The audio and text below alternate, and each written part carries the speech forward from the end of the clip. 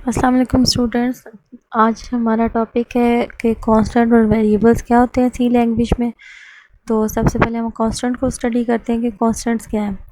Constant वो data items हैं जिनकी जब आपका प्रोग्राम एग्जीक्यूट हो रहा होता है तो उसकी वैल्यू चेंज नहीं होती, उसकी वैल्यू वही रहती है जो आपने दी होती है। ठीक है, वैसे भी उर्दू में आपको पता है कि कांस्टेंट चीज़ वो होती है जो कि कांस्टेंट रहती है, वो कभी भी चेंज नहीं होती। जिस तरह से पाई की वैल्यू वो हमेशा से 3.14 ही चली आ रही है।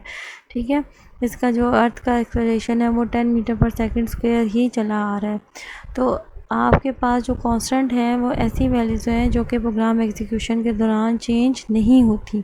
अब आगे से हम कहते हैं कि हमारे पास कांस्टेंट की डेफिनेशन तो आ गई। अब आगे से इसकी टाइप्स आ जाती हैं, टाइप्स ऑफ कांस्टेंट्स। ठीक है, आपके पास कांस्टेंट्स की मेन दो कैटेगरीज हैं, एक है न्यूमेरिक कांस्टेंट और दूसरी है कैरेक्टर कांस्टेंट। न्यूमेरिक कांस्टेंट के नाम से पता चल रहा है कि ये अपने अंदर नंबर्स को स्टोर करता है, और कैरेक्टर कांस्टेंट के नाम से पता चल रहा है कि अपने अंदर कैरेक्टर्स को स्टोर करेगा।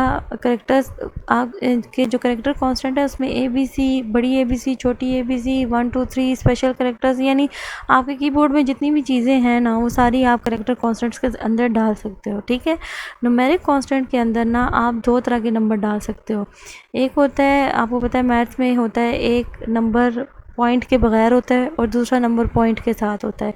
डेसिमल पॉइंट के बगैर अगर आपने नंबर को स्टोर करना है तो उसके लिए आपके पास है इंटीजर कांस्टेंट, और अगर आपने पॉइंट के बगैर या पॉइंट के साथ, यानी दोनों सिचुएशंस में आप अपने डाटा को रियल कांस्टेंट में स्टोर कर सकते हो।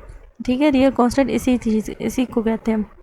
अब आपके जो पास रियल कांस्टेंट है ना, ये विद डेसिमल पॉइंट भी नंबर एक्सेप्ट कर लेगा और विदाउट डेसिमल पॉइंट भी, जबकि आपके पास जो इंटीजर कांस्टेंट है ना वो सिर्फ पॉइंट के बगैर वाला नंबर एक्सेप्ट होता है। उसके बाद आपके पास देखो करेक्टर कांस्टेंट आ गया। करेक्टर कांस्टेंट में आपके पास स्ट्रिंग करेक्टर कांस्टेंट है और सिंगल करेक्टर कांस्टेंट है। सिंगल के तो नाम से ज़ाहिर है कि इसमें सिर्फ एक टाइम पे सिंगल करेक्टर होगा, और स्ट्रिंग जो है वो एक टाइम में एक से ज़्यादा करेक्टर्स को अपने अंदर स्टोर कर सकता है। अब देखो इसकी हम एग्जांपल देखते हैं। सबसे पहले इंटीजर कांस्टेंट की एग्जांपल देखो। इंटीजर कांस्टेंट में यहाँ पे देखो वैल्यू है 10 है, 0 है, -20 है, यानी ये प्लस माइनस को तो ले लेगा लेकिन पॉइंट के बगैर डिजिट लेगा, पॉइंट के साथ ये डिजिट एक्सेप्ट नहीं होता। जबकि जो रियल कांस्टेंट है देखो 786 में कोई डेसिमल पॉइंट नहीं है लेकिन ये एक्सेप्टेबल है रियल कांस्टेंट में।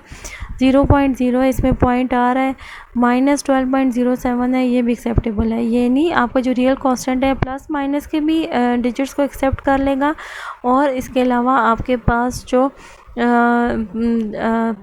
डेसिमल पॉइंट के बगैर या डेसिमल पॉइंट के साथ जो इंटीजर्स हैं उनको नंबर्स हैं उनको भी एक्सेप्ट कर लेगा। अब ये स्ट्रिंग करेक्टर कांस्टेंट की एग्जांपल है। इसमें देखो स्ट्रिंग करेक्टर में एक से ज़्यादा करेक्टर्स हैं, यहाँ पे हेलो लिखा हुआ है, ये 143, ये hit@gmail.com।